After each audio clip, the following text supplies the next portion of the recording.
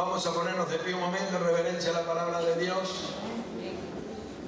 Y la palabra de Dios se lee con temor y temblor y dice así: en el nombre del Padre, del Hijo y del Espíritu Santo. Y Jehová dijo a Moisés: he aquí tú vas a dormir con tus padres, y este pueblo se levantará y fornicará tras dioses ajenos de la tierra, a donde va a estar en medio de ella, y me dejará e invalidará mi pacto que he concertado con él, y se encenderá mi furor contra él en aquel día, y los abandonaré, y esconderé de ellos mi rostro, y serán consumidos, y vendrán sobre ellos muchos males y angustias, y dirán en aquel día: no me han venido estos males, porque no está mi Dios en medio de mí. Oremos. Padre celestial, te doy gracias. Te pedimos que tu palabra viva y eficaz sea predicada con poder, sabiduría y denuedo. Que la ventana de los cielos en esta hora se abra para que toda clase de milagros sobrenaturales sean hechos en el nombre de tu Hijo amado Jesucristo. En el nombre de Jesús, amén y amén. Tomen asiento, pónganse cómodos.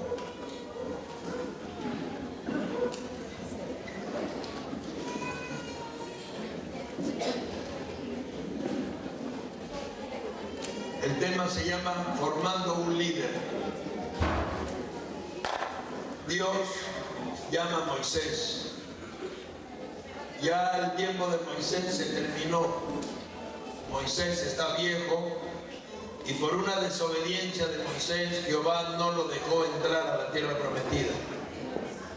Entonces lo llevaba al monte Nebo, a la cumbre del Nebo, porque era el tiempo de partir. Y le dice a Moisés: tú no vas a cruzar con el pueblo, sino lo hará Josué. Y Dios le da su respaldo a Josué, y lo levanta a Josué como un poderoso líder. A su nombre. Y así como Dios levantó a Josué, si usted mira en 1 Samuel 16:1, dice a Samuel: Samuel, ¿hasta cuándo llorarás a Saúl? Gracias. Sí, un banquito si se puede. Amén. Pero se mueve, se va a caer.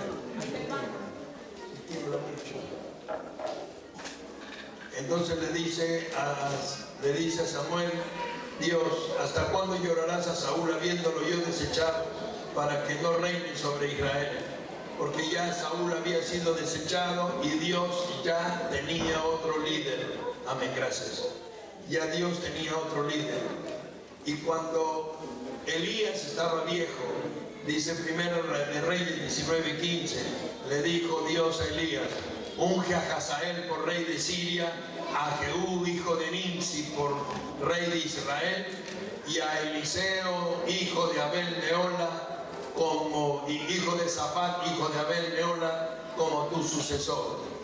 Cuando Dios hace estas cosas, las hace porque Dios tiene detrás de un gran líder, detrás de un hombre de Dios, tiene ya alguien que lo va a suceder en el ministerio, en la iglesia, en el campo. Porque cuando hablamos de ser líder, no hablamos de líder en la iglesia. Usted de repente dice: bueno, esto no es para mí porque yo no soy líder. Aunque usted no lo crea, usted es hasta líder en su propia casa. Usted va a liderar a sus hijos, y sus hijos van a ser como es usted.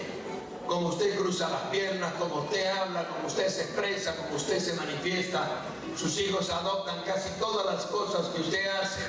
Aunque usted no se dé cuenta, ellos comienzan a ser parte de usted y como usted. A su nombre. Así que uno no solamente es líder en la iglesia, uno es líder en la iglesia, líder en su casa, líder en el ministerio. En todas partes uno lidera con el ejemplo y la forma de vida. A su nombre. Dale palmas al Señor.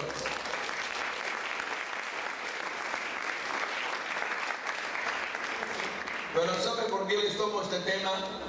Les tomo este tema porque hay un problema latente. Cuando nosotros decimos: ¿por qué hay tantos grandes hombres de Dios y grandes líderes que han sido sorprendidos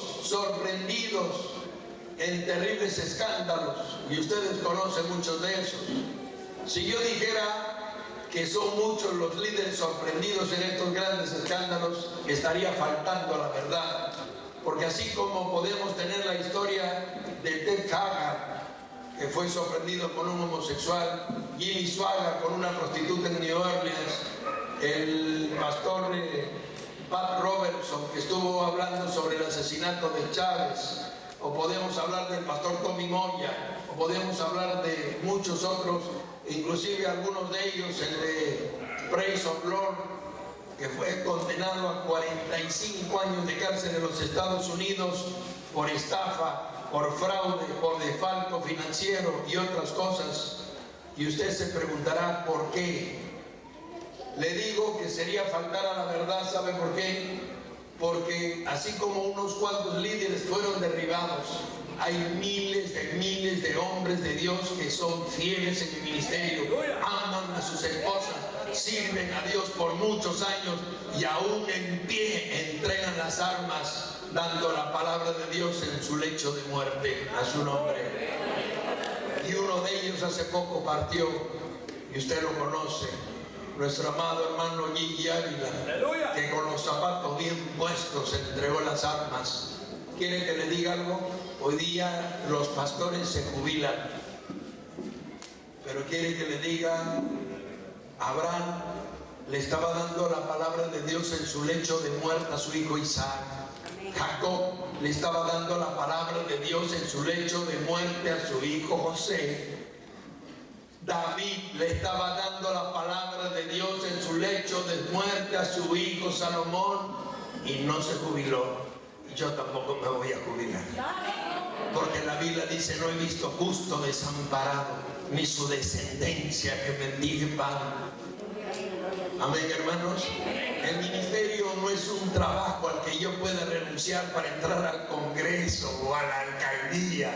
El ministerio es un llamado, dice la Biblia, inapelable. Significa el llamamiento y los dones son irrevocables. Eso no es algo que yo elegí, me eligieron igual que ustedes. Eso es eterno y permanente hasta que suene la trompeta y me vaya con Cristo. A su nombre. Alábalo, que vive.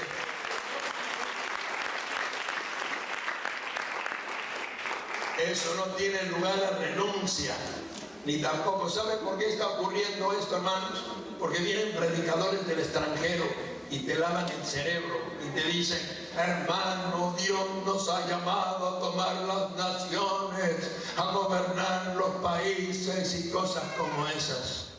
Hermano, el ministerio no tiene ninguna otra opción que terminar de pie sirviendo a Dios hasta el final.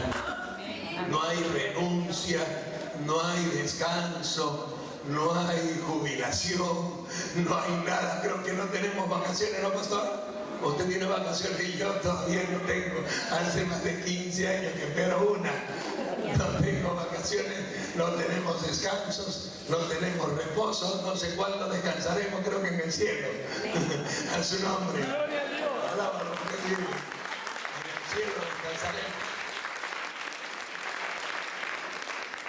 Pero la pregunta es, ¿por qué ocurren todas estas cosas? ¿Usted alguna vez se ha preguntado? Por ejemplo, el pastor Jim Baker, el pastor de Praise of Lord, uno de los programas evangélicos más famosos del mundo, que recibía $1 millón por semana, fue encarcelado por una condena de 45 años de cárcel, por soborno, por desfalco económico, por evasión de impuestos y un poco de cosas. Y usted se preguntará ¿por qué? Porque un hombre con un ministerio que cada vez que entraba a predicar se juntaban 100,000, 200,000 personas, como Jimmy Swaggart, cayó con una prostituta en New Orleans. ¿Por qué Tommy Moya o Ted Haggard, un predicador de millones de personas, de masas, terminó contratando los servicios de un homosexual para tener relaciones homosexuales?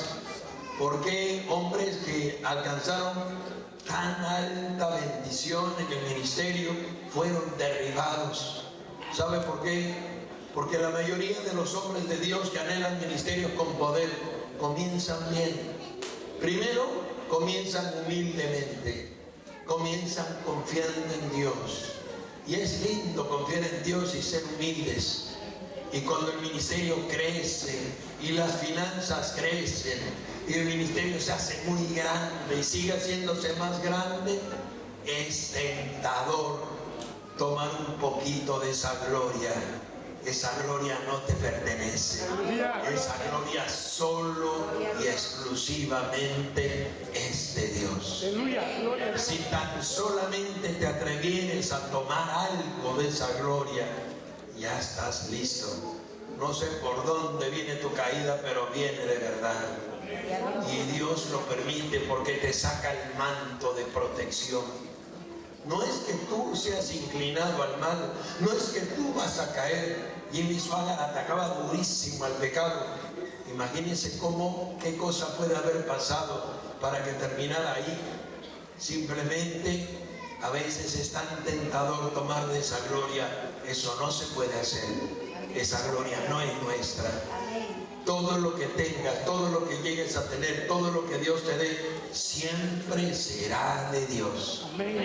Tú solamente serás un vaso de barro en un tesoro, hermano. Esto dice la Biblia. Yo le voy a dar el texto porque tiene un texto muy lindo. Dice: somos vasos de barro, somos tesoros en vasos de barro, para que la excelencia del poder sea de Dios y no de nosotros. A su nombre. Gloria a Dios. Dale palmas al Señor. Alábalo.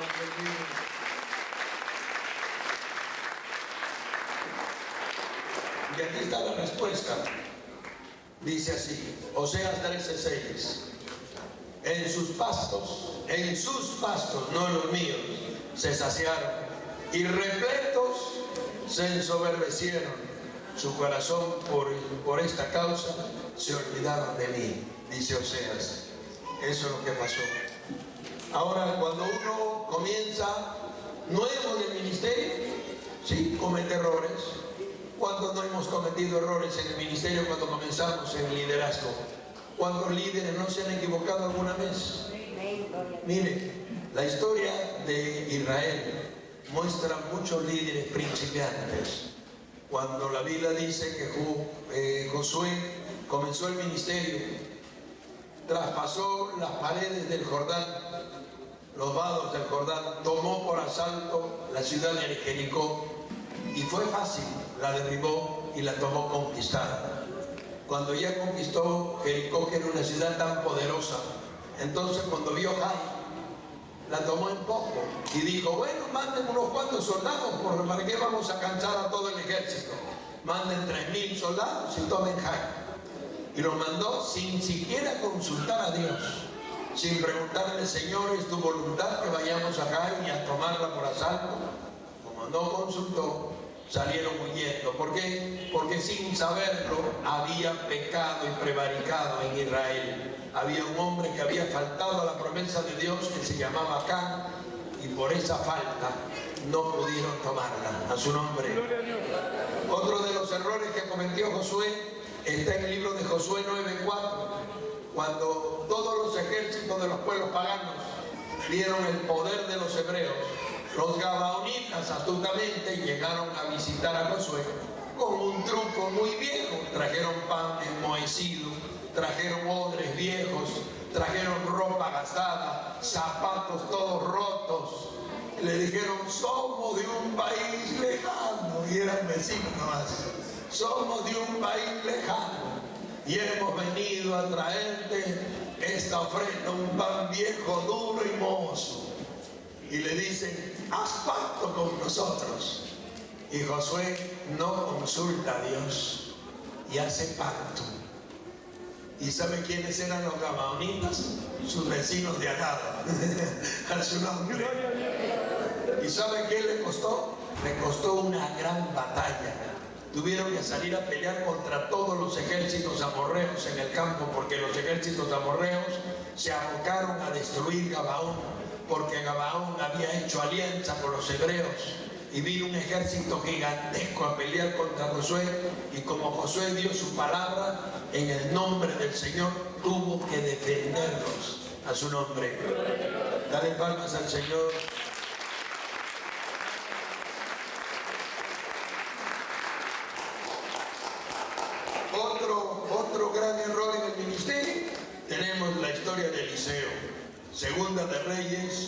capítulo 2:24.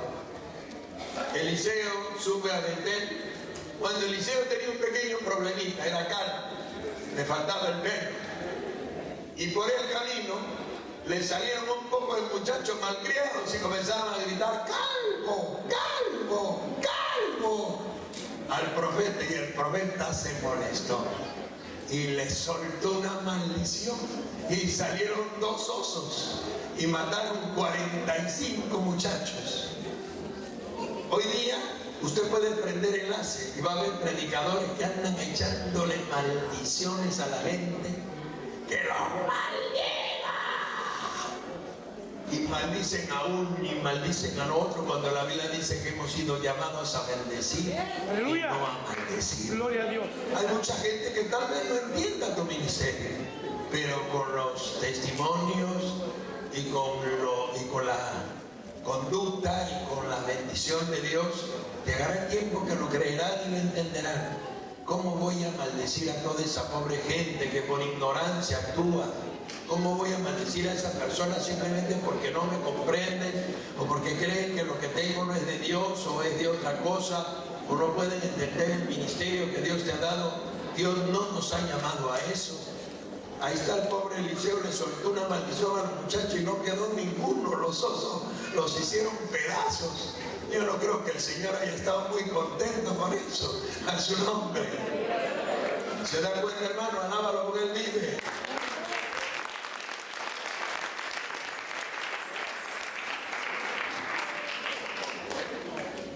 Otro de los casos que tenemos en el libro de Primera de Samuel 10:22 es Saúl. Cuando Samuel lo llama para ser coronado rey, Saúl no tenía convicción, estaba escondido en el bagaje, todo. Ahí está el rey escondido entre las maletas. No tenía vergüenza, no tenía convicción, hermano. Después se volvió un soberbio.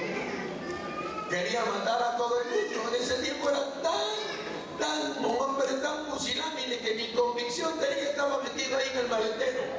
Ahí donde guarda las maletas, en el carro de las maletas, ahí estaba escondido. Y Samuel dice, el Señor le revela a Samuel y le dice: Saúl está escondido ahí, sáquelo de ahí, estaba escondido. El futuro rey estaba escondido en el maletero, a su nombre. Pero bueno, así comenzó.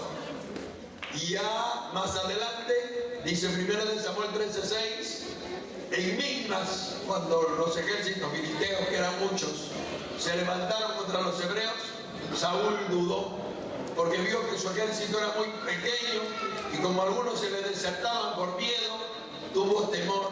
Y las batallas no se ganan con ejércitos, se ganan con el poder de Dios. Que Dios no ganó la batalla contra los amalecitas y madianitas con un ejército grande, sino con 300 soldados. Y los amalecitas y madianitas eran 120,000, a su nombre. Así que no interesa la cantidad, porque al final la batalla es de Jehová. Amén. Alábalo porque Él vive. Aleluya.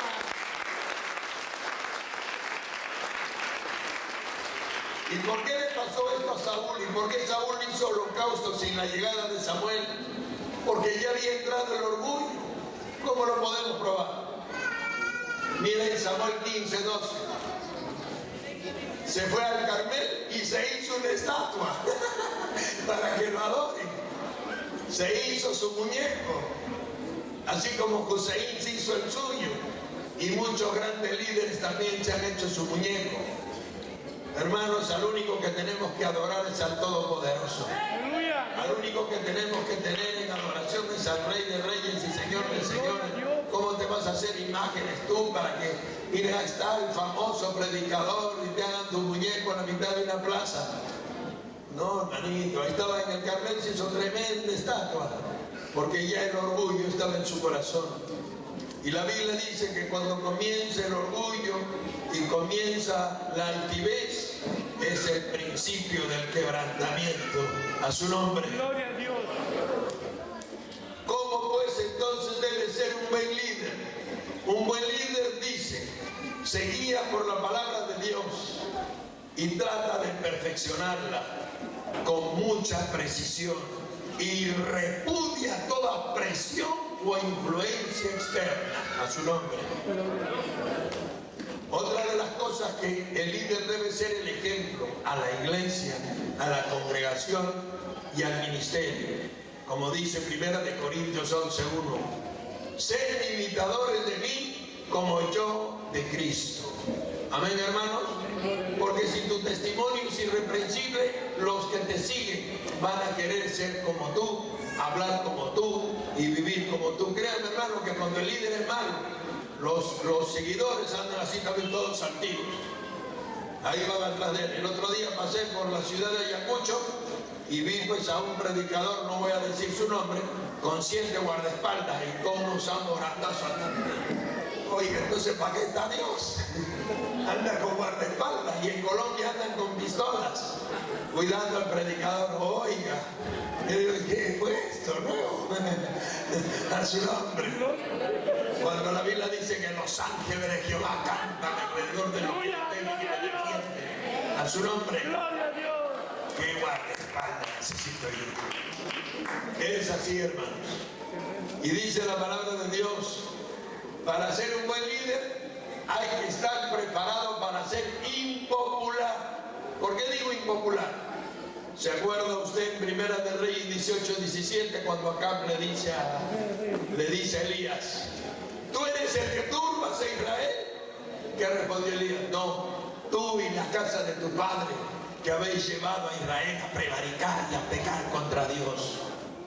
Pero siempre el decir la verdad, el decirle a la gente su pecado, el decirle a las personas lo que está mal en ellos, es el deber del predicador, es el deber del líder, decirle al miembro, eres un orgulloso, eres así, no debes vivir de esa manera. A mucha gente no le gusta. Hermano, yo les quiero contar algo. Hay una iglesia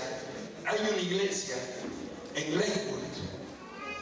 En la iglesia de Lakewood tiene 45,000 miembros por servicio y hacen 3 cultos al día. Y los 3 cultos full. Cuando le vinieron a preguntar al predicador por qué no exhortaba a la iglesia, porque muchos ahí son bien relajados, él dijo, Dios no me ha llamado a regañar a la iglesia, sino a animarla. ¿Y sabe lo que dice la Biblia? Se lo voy a leer. Lucas 6:26. ¡Ay de vosotros cuando todos hablen bien! Porque lo mismo hacían vuestros padres de los falsos profetas. El decir la verdad, muchas veces al predicador lo va a hacer impopular. Muchos no te van a querer, pero tú debes de decirle, sin vergüenza, arrepiéntete, cambia de vida, deja de robar los diezmos, deja de mentir, deja de hacer esto o lo otro, porque ese es el deber del predicador, decirle a la iglesia no lo que quiere escuchar, sino lo que necesita saber. A su nombre, a su nombre, palmas al Señor, alábalo con el libro.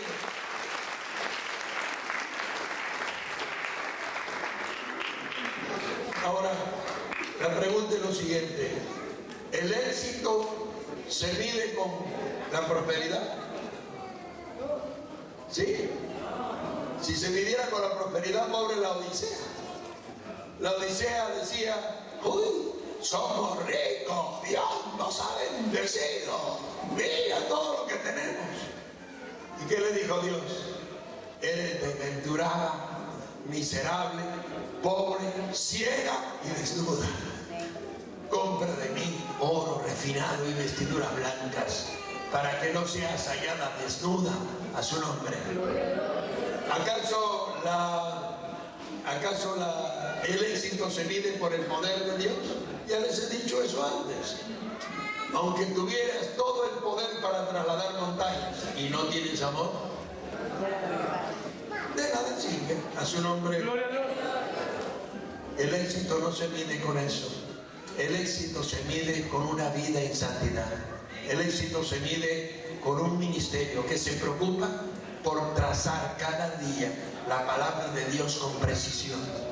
Porque estamos viviendo tiempos de mucha apostasía, donde cada día aparecen corrientes nuevas y distintas, muy zafadas de la realidad.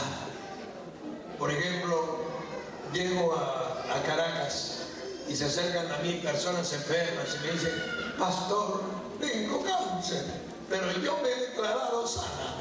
Ah, qué bien, pero está enfermo. Sí. O sea, creen que la declaración, porque eso está muy frecuente, ya está llegando aquí al Perú, también se está haciendo popular aquí, que la declaración es una negación de la verdad. No es una negación de la verdad. Yo no puedo declarar algo de lo que no he recibido todavía. Yo puedo creer que Dios me va a dar algo y puedo llamar, como dice Romanos 4:17, a las cosas que no son como si fuesen. Pero para eso primero tengo que orar, tengo que pedir sosegadamente por lo que quiero recibir, y cuando ya estoy seguro que Dios me escuchó, entonces declaro la verdad, declaro mi confianza, declaro mi fe. Pero no puedo declarar como una varita mágica, mira, declaro que ese edificio es mío, qué lindo, qué fácil. Oiga, si fuera así nos caería en avalancha el dinero. A su nombre. Van a tener que tener bolquetes con plata. ¿Saben por qué no funciona? Porque todo lo que tú quieras recibir de Dios, todo, sin excepción, ¿saben cómo lo vas a recibir?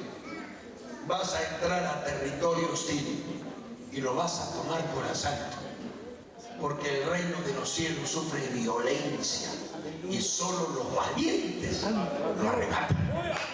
Vas a entrar a territorio del diablo y vas a tomar lo que es tuyo por la fe en Jesús, con la autoridad del cielo y con el poder de Dios. No es que declaro, te cae la avalancha del cielo. Cuidado, te vaya a caer un carro y te rompa la cabeza, como ese récord de que caían pianos y motos. No te vaya a caer una moto encima. Declara, confiesa, declara esto, y después, cuando no le resulta, tienes un montón de cristianos frustrados por malas enseñanzas. Todo eso es la doctrina de Rema, la doctrina de Copeland, Higgins, la doctrina de todo el sistema Rema. Los otros ahora tienen también la confesión positiva, tienes la teología de la prosperidad. Trae tu refrigeradora, trae tu carro, vende esto, trae el otro, siembra acá, siembra allá, da el tiempo de la deuda, todavía está aquí, y trae el tiempo de la deuda ya para que te lleven a la cárcel. A su nombre. Por eso la Biblia dice, harán de vosotros mercadería, harán de vosotros mercadería. Y ahora está ¿cómo se llama? La restauración apostólica y profética. ¿Sabe cómo le he puesto yo? El apostolado a manotazo. Le pone la mano, te declaro apóstol. Y eso es algo que Jesucristo se reservó. Porque en Efesios 4:11 dice, Él mismo. No dice tú ni yo.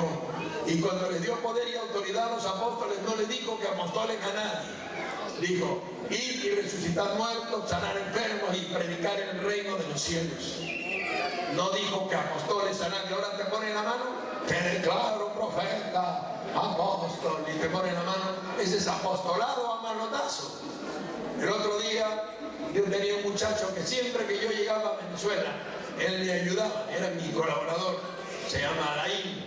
Entonces yo llegué esta vez a Caracas y no lo vi. Y dije, oye, ¿y Alain? No, me dice, se ha ido de su iglesia. Yo dije, ¿por qué?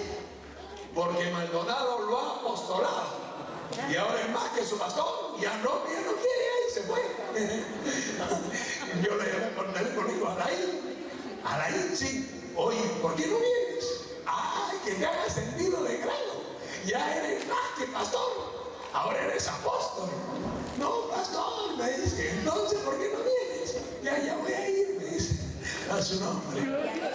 Se da cuenta todo el desorden que podemos generar con estas doctrinas raras, con esta falsa doctrina, todo el caos que podemos generar. Ese muchacho era fiel en su iglesia, se salió de su iglesia porque ahora supuestamente es más que su pastor.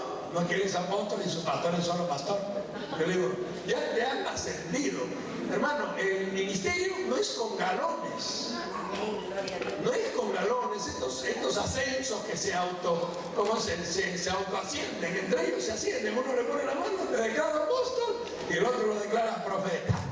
Y se ascienden, se ponen ahí galones. El ministerio no necesita galones. La Biblia dice que somos un cuerpo y todos somos importantes. Todos necesarios, todos importantes, y es tan útil el evangelista, el maestro, el pastor, el apóstol y el profeta como cualquiera de los instrumentos del ministerio de Dios. A su nombre. Y el que parece menos útil, dice la Biblia, es el más útil. Porque sin el pie no caminas, y sin la mano no agarras, y sin la boca no hablas, y sin los ojos no ves. A su nombre. Así que no nos dejemos embaucar con tantas cosas raras. Si quieres ser líder, preocúpate de trazar la palabra de Dios con precisión. Gloria a Dios. Y si la trazas con precisión, a ti no te importa cuánta gente se te levante, que se levante el mismo diablo. Pero tú sabes que está diciendo la verdad. Aleluya. Y la verdad siempre trae bendición. A su nombre, dale palmas al Señor.